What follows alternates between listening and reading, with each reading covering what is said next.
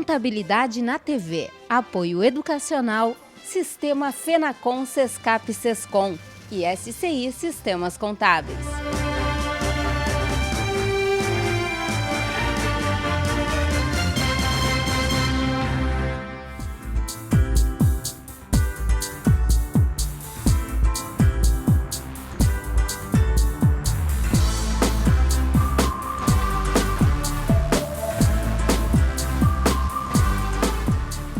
Um dos assuntos abordados durante a 24ª Convecon foi o planejamento tributário. E o Dr. Douglas Yamashita trouxe alguns estudos de casos. Dr. Douglas, seja bem-vindo ao Contabilidade na TV. Eu gostaria de que o senhor falasse o que há de novo nas técnicas de planejamento tributário. Bem, ultimamente a evolução da legislação e da jurisprudência, especialmente do Conselho Administrativo de Recursos Fiscais, tem obrigado os contribuintes a adquirir muito mais substância econômica a par da papelada que costumavam apenas fazer em planejamento tributário, que vieram a ser considerados praticamente casos de simulação, de abuso de estruturas indefensáveis. De tal maneira que hoje um contribuinte que se propõe a fazer um planejamento verdadeiro, uma economia de tributos, precisa dominar tanto contabilidade quanto o direito privado, instrumentos financeiros, de modo a praticar operações exclusivamente lícitas, observando não só a legislação vigente, mas especialmente motivos econômicos e não tributários, motivos empresariais, que os americanos costumam chamar de business purpose. E que tipo de motivos a gente pode encontrar de acordo com o segmento, como indústria, varejo, o comércio de modo geral? Bem, então, em reorganizações societárias, por exemplo, quando você tem uma incorporação, uma união de esforços entre empresas do mesmo setor, você tem, por exemplo, economia de custos, porque você reduz duas equipes em 1,5, você tem convergência de ativos, então você não precisa de 10 máquinas para fazer a mesma coisa que 7 máquinas fariam. Você tem também ganhos de custo de pessoal, ganhos de mercado, né? Então você tem sinergia de marcas, agrupamento de marcas dentro de um mesmo grupo econômico que dá motivação empresarial para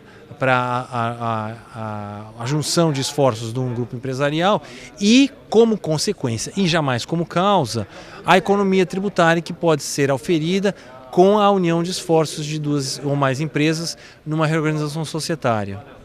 Mas aí quando a gente fala em escolha tributária, existe como fazer de repente a melhor escolha sem evasão de tributos e de uma forma que a empresa tenha mais rentabilidade?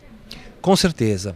Você tem, na verdade, dois níveis de planejamento tributário. O primeiro nível mais seguro de planejamento tributário é a adoção de medidas expressamente previstas na lei, como eu falava na palestra, né, que é a adoção do Simples Nacional ou mesmo do lucro presumido, que estão expressamente previstos na lei. Obviamente que esses sistemas de redução da carga tributária não são cartas em branco, tem limites que nós destacamos aqui na palestra, mas que, se bem geridos e devidamente administrados, podem ser estendidos por mais tempo, apesar do crescimento das empresas, de tal maneira que esse ganho tributário pode ser otimizado mais tempo do que o que seria ordinariamente previsto.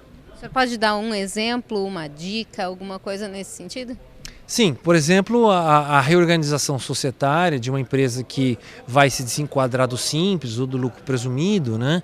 E que começa a dividir com outras pessoas, né, as suas atividades empresariais, de tal maneira em que as empresas que seriam desenquadradas do simples ou do lucro presumido têm então a sua atividade partimentada em diferentes empresas, de tal maneira que o faturamento é dividido, as atividades são divididas e assim a empresa consegue continuar crescendo com a economia tributária que já tinha e ao mesmo tempo não entra naquela crise, né, de que vou crescer, mas vou pagar mais imposto. Então, o contador ele tem que partir também para um estudo bem amplo na parte de advocacia de direito tributário. Sim, como eu dizia inicialmente, né, o planejamento tributário é uma atividade multidisciplinar. Você tem que ter conhecimentos da empresa, da produção dela, do direito tributário, da legislação tributária, da contabilidade, ou seja, é uma atividade que envolve uma equipe mesmo para que você conheça as oportunidades que se encontram, às vezes, escondidas na atividade da empresa e que podem ser, então, aproveitadas para a economia tributária. Muito obrigada, doutor. Este é o Contabilidade na TV, direto da 24ª Convecon São Paulo.